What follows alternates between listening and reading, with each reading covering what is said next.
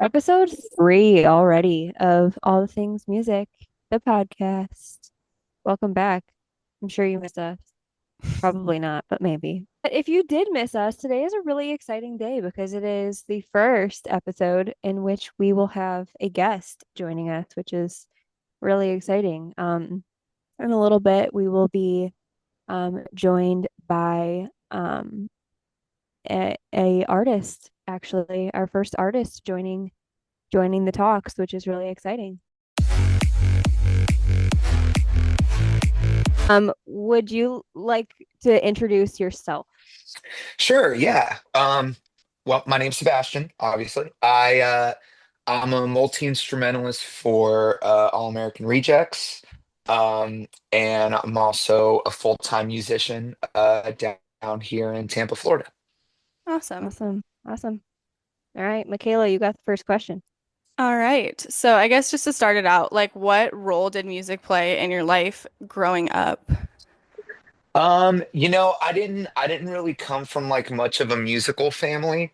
Um, a lot of it was like I always could pick up like jingles of TV shows really quickly when I was young. I would Hmm. see a show once or something and just start kind of singing it, Yeah. immediately.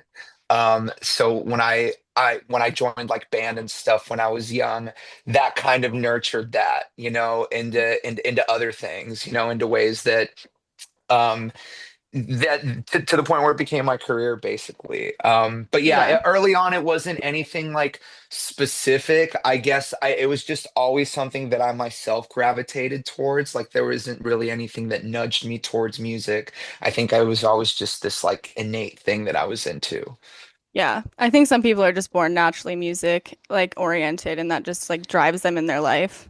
Yeah, yeah, totally. I don't really come from like a long line of anything specific, and for me it just happened to be music. Awesome. Hmm. Was there a specific moment like when you realized that it was something that you wanted to pursue personally? Yeah, actually, I can think of two like very uh specific moments.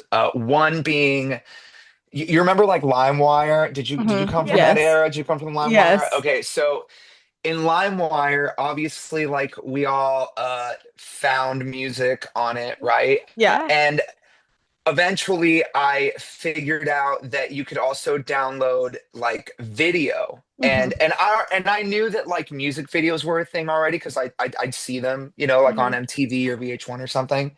Um, but I started going like, oh, okay, I'm like really into bands. I can watch these videos all the time now. And at the time I had just discovered Guns N' Roses, and I downloaded the Sweet Child of Mine music video, which if you've ever seen it, it's Yes. just it's just them rehearsing. It like Yeah. really it's just them rehearsing in a warehouse. But I thought it was so cool, um because like they're in leather jackets and their girlfriends are there and they're playing the song. I want to do that. That's one. And then the other one was much later. I was in college and I was kind of I was kind of hitting a fork in the road in college because I was pursuing a business degree, but I was already like really involved in music and I was in a band and like trying to make touring happen. And I didn't really know like which direction to kind of go. And I went to Bonnaroo Music Festival, and Paul McCartney was headlining that night. And I remember as I was watching him, I'm like, man, I need to just lean on music and just like put all my eggs in that basket instead of, just kind of keeping one toe in and one toe Yeah. out. So yeah, two very broad spectrum moments, but all led me to the same place, I guess. Super cool. I mean, I just saw Ringo last week, so Oh, and it was kind cool. of like a moment for me. I was like, "Oh my God, like that's a Beatle." Like, I know. Yeah, it was the same for me. I'm like, I cannot believe that guy. It's like when you're in a museum and you see a painting from like mhm. 300 years ago or something like that, Yeah, Like, whoa, you're a Beatle. That's living crazy. legend. Yeah, Yeah, Yeah. yeah. literally. I know. I'm so jealous. I You know, got to join. same. I only got to see Paul. Okay, so Michaela, you're gonna break the tie. Are you gonna see Ringo? You're gonna see Paul. I will see whoever is available, honestly. Like, I will Yeah. take any of those options or all of the above. And they're still doing it for, Yeah. for so long. This was in 2013 that I saw McCartney. So, well over a decade ago. And he was, I think, already in his 70s. Oh my And gosh. he played for 3.5 straight hours, Oh like my whole God. Oh my time, God. didn't really take a break at all. My mom is his age now that he was back then. Like my Yeah. mom is 72, and I could not fathom her even lasting 10 minutes doing what he was doing. So it's Yeah. it's massively impressive. Yeah. Yeah, definitely something that I can imagine would be inspiring. Absolutely. Certainly. So I guess kind of continuing kind of to look back in time, you immigrated to Florida in 1997. Is Hmm. that correct? Yeah. And became a DACA recipient in 2012, and then started freelance music work and tour managing and all of that in 2014. Can you kind of talk us through some of those more early experiences and industry in the industry and any like pivotal moments that kind of set the course for your career? Yeah, I definitely come from super DIY shit. It really up until maybe the last couple of years, most of my experience was I was my own manager, I was my own booking agent, I was my own accountant, I was my own all of those things. Hmm. Um, and I do remember one of the early things I remember was I would notice that a lot of like my peers, even ones that were maybe more successful than I was when I was first starting out, I would always notice that they all had money problems. And that I'm, not to make it a super dull topic, but I really think that starting out, if you put yourself in a place, even when you're not making any money, um, if you just if you're always kind of cognizant of like money and taking it seriously, like I know as artists, oftentimes, and I've fallen into that too. I've you get to the point where it's like, dude, I'm not doing it for the money, I'm doing it for the art, and like, of Yeah. course, but it's also called the music industry for a reason. And I've seen just incredibly talented people fail by no other means that just money didn't work out, or maybe bad decisions were made, money wise. So I picked up on that early. Particularly, there's a booking agent here local to where I live. He came out to one of my gigs one day, and he's like, how long have you been doing this? And I was like, oh, I'm like a year in. He's like, cool. He's like, what do you do with your tips? And I was like, I mean, I don't know. I buy dinner, I guess, with him, or like a Yeah. beer. And he was like, you should not, like, don't touch them. Take all your tips and pool them. Eventually, that can be your, like, when taxes come through, Yeah. that there's your tax payment. Mhm. If an emergency comes through, there it is. And boy, has that rang true. I've gotten myself out of so many holes, by way of, particularly being smart with my money, but also knowing that I've had kind of a cushion on the back end. It's easy to just go, dude, I can just pay my tab with this shit, no big deal. Yeah. Um, but there is something that kind of compounds day after day where you're like, you know what, I'm gonna put it to the side. You know what, I'm gonna put it to the side. And you have a solid chunk and change to maybe get you out of situations where you're saying yes to less money. Hmm. um that's a really gross topic in music, talking about money, and it's really hard for people to talk about it, and I totally understand. But I do believe that at times it's not talking about it that ultimately is screwing Yeah. musicians over. So I think just being honest about money and knowing that it's an important thing, and it's just as important as the writing session you have at 5 p.m. It's just as important as the rehearsal you have coming up. Um, Huge lesson I learned early on that I think is still served me quite well 10 years down the road. Yeah. Mad That's respect for so figuring it nice. out. Yeah, I was gonna say that's so nice though that you had someone that worked in the industry that gave you such good advice because I feel like a lot of people don't have that experience. I know, and in hindsight, it was so. simple, like such a profound thing. Like, don't spend your tips. That's not, he's not reinventing the wheel here. Yeah. But it was, you just some hits you at the right age or at the right time or whatever, and it just kind of resonates. Yeah.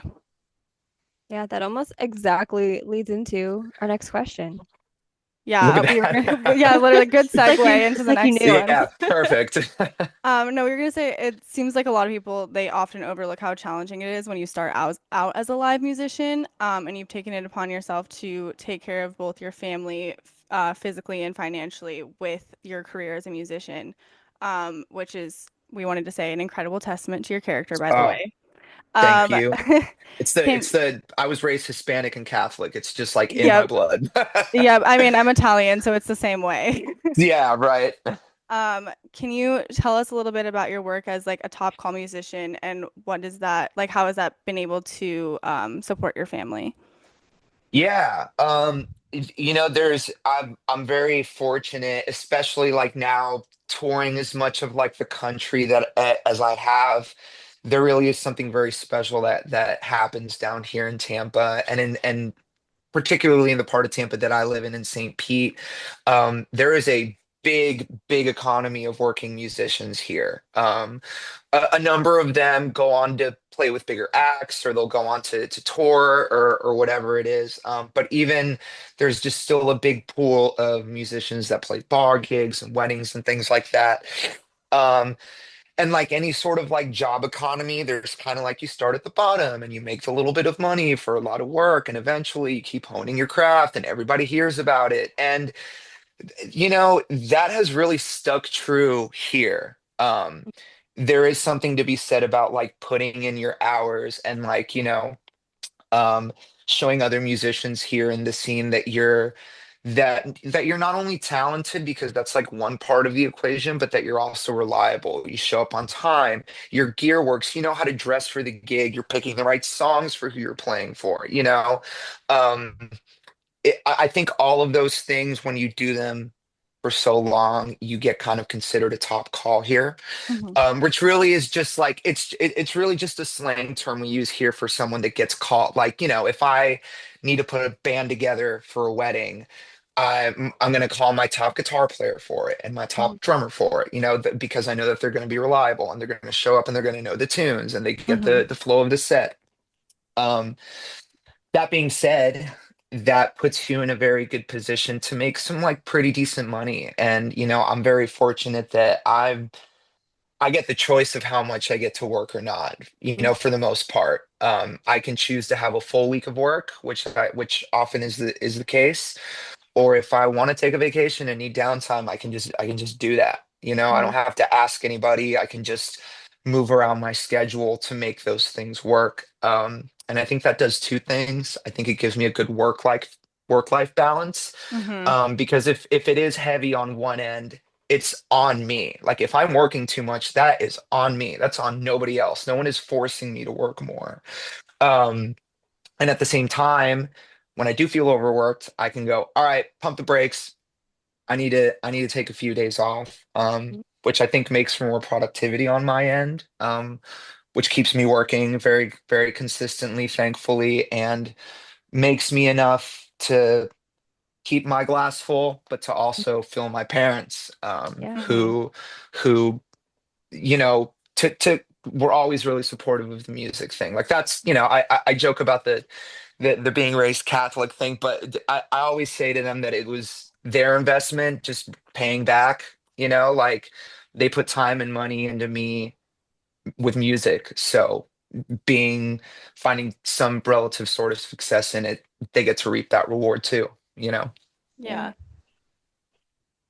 So I mean, you've done a lot of different roles kind of in the industry, like the touring musician thing, the on-call musician thing, the tour manager thing. Is there one of those roles that you've enjoyed the most kind of throughout your work so far? Um, Not to take away at all from playing, because like I'm a player first. But my experience is tour managing, and I know I will catch so much shit from friends of mine in music, but my experience in tour managing has been Awesome. I really do enjoy tour managing. I mean, I have a degree in business, so like Hmm. being on the other side of it is just very stimulating in a weird way that I don't get from being a musician, you Mm. know? I don't, as a musician, I don't do bookings for things Yeah. aside from gigs, but like I don't book hotels for a band. I don't book a tour bus or sound or any of that stuff. You know, I don't really have to worry about any of that. Yeah. Um, so I get to kind of use the other side of my brain. And I think the reason I enjoy it so much is because I don't really get to do it too much. Really only have a few tours under my belt tour managing. But it was really exciting. I really enjoyed it. So yeah, I think right now if there's anything I can put more of my time into if my schedule allows it to, it would be to take on another tour managing job. I feel like I was not expecting that answer. I know, I know. I've gotten that before, and again, that's not to take away from playing because I could talk your ear off all day about how much I enjoy playing bass, for example, on a gig. Yeah. But it was just a very like, oh man, I didn't think I'd enjoy this as much as I did, you Yeah. know. And that just is kind of stuck in my brain. Like, man, I really enjoy tour managing. Awesome. So your first experience as a touring musician was with Ballyhoo, which then you went on to be a tour manager with the Gypsy Kings. What did you take from either of those experiences that you still carry with you today? Um, Ballyhoo was the first not DIY thing I Okay, was a part gotcha. of. And that taught me quite a bit in terms of like, okay, this is like what it's like to work with a band that has management. Like, how do I talk to them? What is it like communicating with them about things? There is a very huge difference, right? When you are the manager, I guess to a certain extent, or when you're DIY, things are relatively, like buddy buddy in the DIY space for the most part. When you're with a band that has like management or a team, you kind of know like, okay, this person is running the show on this end of things. Like I need, in a lot of ways, this person is my superior because they're making the band run. Hmm. And you have to treat that relationship differently, you know? Mhm. And I think to an even greater extent now with Gypsy Kings or even with Rejects, I the things I learned with Ballyhoo in terms of working with a band that has a team, which was something that was so new to me. um, I learned how to quickly adapt once that team got bigger or once the stakes got higher within the team, and that I attribute so much of that to Ballyhoo. I did learn a huge lesson in those regards with them. Yeah. So let's talk a little bit about All American Rejects. Yeah, You've been, how long have you been on the road with them? I'm coming up on a year actually in April since I started playing with them. Nice. Can you tell us a little bit about the process of landing that gig? Yeah, yeah. Going back to my DIY days, I had hired on at the time this girl named Megan, who is now the Rejects manager. But I Okay. hired on Megan in like 16 or something, 17, to be my my merch person for a tour. Hmm. And I always just like knew that Meg was like special. Like Meg was just she just gets this like very well. Even when we were both young, like I could tell like damn, like this girl just gets the music industry really well. Hmm. Um and I've been very fortunate enough to see her kind of take her path and move on up. When she started working with the Rejects, she'd actually helped me get Gypsy Kings. So while I Okay. was in the middle of I was playing for Ballyhoo and I was tour managing for the first time with Gypsy Kings. And Meg reaches out to me and asks, "Hey, how good are you on keys?"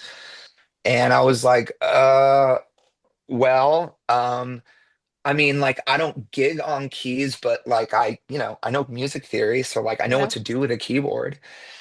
She was like, well, long story short, Rejects is looking for a new multi-instrumentalist, is what she called it. She was like, the gig is keys heavy, and you have to play bass, on a few songs, guitar on a few songs, um, saxophone on a few songs. They want you to sing, and I couldn't really think of anyone that fit the bill but you, but I'm not really sure how nice you are on keys.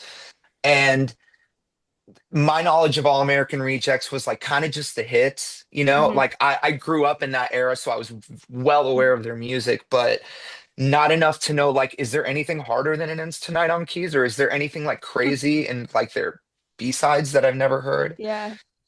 So I said, you know what? Yeah, like let me, sure. Yeah, I mean, I'll try. That never really comes through my desk ever, Yeah. to audition for a big band. Like I might as well just try. Um, so a few weeks pass by, she gets me in touch with, or she sends me stems, send like a video audition of these three tunes, and it was like, like Gives You Hell and Ends Tonight and stuff like that. Hmm.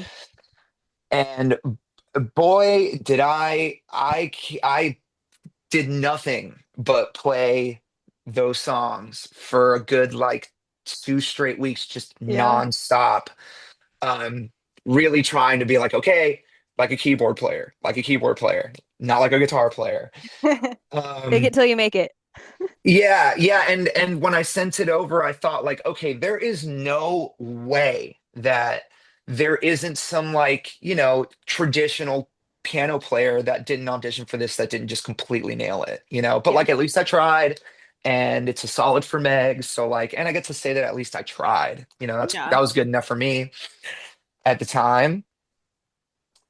A few weeks, I want to say. Yeah, because this was like March of last year, going into April. I get a call from Meg, and she's like, "Hey, what are you doing right now?" I'm like, "I'm in a coffee shop, um, advancing shows for Gypsy Kings." She was like, "Well, you might want to black out your schedule because I think you're going to get the gig." Wow. And I was like, "What?" And she was like, "Yeah, X amount of people auditioned and stuff like that, and they really took a liking to you. They have to make a decision soon because they have these shows that were coming up." And she was like, "I'll let you know." And man, I think it was only a couple hours until Meg called me again, but those hours felt like days. I like Yeah. didn't know what to do with myself. I just started driving around downtown because I didn't want to go home. I didn't want to go back to that coffee shop. Like I was way overstimulated at that point. Um, so I just drove around until she called me, and she was like, "Yeah, dude, Tyson's gonna call you tonight, to meet you. And we'll send you, a set list of tunes." And like that's I don't really think, I technically, I guess, did get the gig there, but to me, I didn't really get it until I played those first few shows with them and like did it. Yeah. Because even in the moments where I talked to Tyson for the first time, I'm like, there is no fucking way like Yeah. that I'm gonna be able to do this. Like keys and bass, and like I've never had to play multiple instruments on one gig. It's either just bass or just guitar. Um, and yeah, I fucking did nothing but eat, sleep, and breathe. I'm a like 1% listener or some shit of their music last year because I really just did nothing. I drove my roommates crazy. I drove my girlfriend at the time crazy, with it, but it just consumed me because that was the only way that I Yeah. thought like, and to a point where it was like, I want to just do this so I don't embarrass Yeah. myself. Um, and yeah, it paid off, and I'm a year, or I'm close to a year and now with them, and it's just recently starting to feel like a normal part of my life. It's still in so many ways feels like day one, but in good and very exciting ways for sure. Well, it's like I mean, it sounds cheesy, but it's like a dream come true kind of situation, it seems like. Yeah, yeah. There was certainly a part, there's certainly a point where I thought like, you know what, I'm putting way too much time into auditioning for this. Like I have other shit I gotta do. Like I have to advance this whole tour. And I, eventually I was just like, fuck it, I'm just gonna try it, even if I get nothing comes of it. Like worst case scenario, they say no, and nobody has to know because I didn't really tell anybody at the time, but Yeah. like my girlfriend, my roommates, and my parents. Like those were the only people that knew. So yeah, yeah, putting in the time was for sure worth it. Do you have a favorite song of theirs to play? Yeah, I really like playing Gives You Hell because it is fun to play on Yeah. keys. And there's a song that I always beg them to never take off the set called Fallen Apart. I think that's a song that I'd never heard before up until I Hmm. started playing with them, and I love that song. Oh, What do you play on that Yeah, one? bass. Bass. hmm Nice. Yeah, yeah, I love that tune. I've really gone to enjoy, you know, so much of their back catalog that I never, with no offense to them, of course, because I think their music is great, but I just didn't gravitate towards that Yeah. kind of stuff. So it was, I really don't think I ever would have discovered it had I not started playing with them, and I'm glad I did because to one extent it brings me back to that era. yeah, for Like we sure. all, I don't know about you, but I'm in my 30s. I love a good dose of nostalgia, Yeah. Oh, we Um, love nostalgia, don't worry. exactly. But also at the same time, I'm always a student of the craft. So discovering new things to me is just exciting. Yeah. Speaking Kind of of from nostalgia, the do you get to play Warped Tour with them? Yeah, yeah, I'm really excited about that. Awesome. Michaela, you should Yeah, go. I know. I'm contemplating going. do Like it, I'm in do San it. Diego, so Long Beach is only like an Oh, hour from me. yeah, do it, do it. That would be so cool. All right. All right. Now I'm convinced I have to go. Perfect, perfect. When is that one? It's in the summer End of July? sometime. July. Yeah, Yeah. somewhere around the end of July, I think. Is there any like aspect of being a touring musician with a band of that capacity that people might not realize? Um, hmm. Anything with Yeah, like fans or anything? yeah, I think that maybe not so much nowadays actually, but I think for a long time, or when maybe I talk to some friends of mine that aren't in music, there's this whole like, man, like you get to travel, you're like living your dream, it feels and it does come off. That's why we call it playing music. No one Hmm. calls it working music, Hmm. because a big aspect of it is fun. But it's still our job. And you would think that a band with that kind of success, or maybe for a band that's been around for that long, um, maybe they can just kind of rest on their laurels and go, this is cool with what we got. But for them, it's fun, but it's still our job, and they very much treat it that way. On travel days, like if we have like a big festival the next day, like we do take it seriously. Like we're not out partying till 3 a.m. We're not, all that backstage partying stuff. That doesn't happen. We're on our phone most of the time, Yeah. or just like showing shitty memes to each other or something like that. It's more it's more it's more like your job than you think it is. Yeah. It's you're just hanging with your friends on the job. It just happens that I think with ours we play in front of people, so that might be the only Yeah. difference. But yeah, with them they treat it just as much like their job as they do like their passion. Awesome. So, what advice would you give to someone that's looking to get into music if they don't have like a lot of industry connections or they don't really know what path to take with that? Um, I think m managing your expectations is like a huge one, I think, especially in music. I preach this to everyone, but I went into it knowing that there was a very high likelihood that I would end up doing something else at the end of it. So to me, like I always took little wins, and or I would always think of little wins and go, okay, if my band played there, that's a win, even if Yeah. it's like a shitty club. But like I want to play at that shitty club.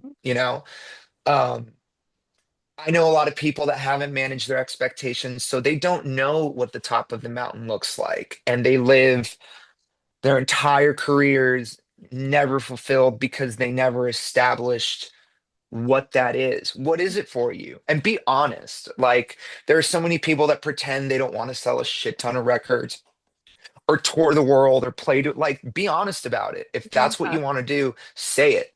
I want to Yeah. play in front of a shit ton of people, or, I want to have the number one whatever record. Like, be honest about that, Mhm. because tiptoeing around the honesty of that is A, ingenuine and people see right through it. Mhm. And B, will only make you're only going to cut yourself short every time because you're not even honest with yourself about it, right? Yeah. Yeah. Um, being honest, about your expectations, but also like knowing, but really defining it. Like, what is it for you? It can also be smaller things. I think when I was younger, I went to while I was still in music, I went to one of those Great American Teach-ins. Do you have that in your school? I don't think I You so. ever don't heard of think that? It so. might just be a Florida thing. We have a thing called Great American Teach-In, right? Okay. And really, it's just people come, like people's parents mostly, or like a teacher's friends will come in and talk about their job to kids. Like Susie's dad is a cop, so he Oh, came up, no, we came had and that. We did have that, yeah. yeah. So like a friend of mine from college was teaching at a school, and she was like, "Hey, I need more people for Great American Teach-In. Do you mind coming in and talking about being like a musician to my students?" And this was at a high school. Hmm. Mistake number one. I should have said no. But she was like, "But this was at a high school." And I was like, "Okay." And I go in thinking like these people are gonna think I'm so cool. Like I make money playing music. Like that's gonna be so awesome. And I go in there, and teachers like, "This is Sebastian. He's a working musician, and he's going to talk to you about having a career in music." And the first thing, before I even get a word out, some kid goes, "I never heard of you." Oh my God. And initially I'm like, "Oh my God, what do I do?" Like I am terrified now. Like I was just petrified. I just wanted to leave. Yeah. But in hindsight, in a more sober mind, I thought like, okay, most people's perception of what success in music looks like is huge success, because that's all you really see. All Hmm. you really see is the sold out tour poster or the thousands of people in the crowd. But you can aspire to be other things. You can aspire to be working just enough to keep a roof over your head, Yeah. or like for me, bare minimum, if I'm keeping a roof over mine and my parents' head, then like if it wasn't rejects and it was still just playing bars or just playing weddings, like is that as long as that bare minimum is covered, everything else to me is excess. Like sure, there were definitely a younger version of myself yearned for the kind of success that a band like the All American Rejects has had. Um, but I never, to me, it was never that or bust. It was like, okay, if it's not that, how do I compromise and still make music a part of it? Yeah. Um, and I think early on, if you really define that, like, do I want to shoot for the stars? Am I willing to compromise under that at all? No. Okay, then like I either make it or I don't. And then who knows what happens. But I think it's better in going knowing that than just going like, I don't know, maybe I'll get huge, maybe not. Yeah. That oftentimes just leads to a very confused career where you feel one part's, oh man, everything is kind of stacked against me, but at the same time, like you don't even know you can't even say out loud what success looks like to you. Yeah. Um, yeah, to me that's important. Just really managing your expectations, like knowing what the finish line looks like. Not just saying I'm going to be a rock star and that's it. Yeah, yeah, exactly, exactly. Yeah. And that's cool. And if you do, then like define it, be able to write like one good sentence. Like I Yep. want to be the guitar player for Billie Eilish. Do it. Yep. Yeah. She's looking, I'm sure, at some point. Yeah. So maybe it could be that person. So yeah, I think, managing your expectations is just such a huge thing. So just one more like fun question.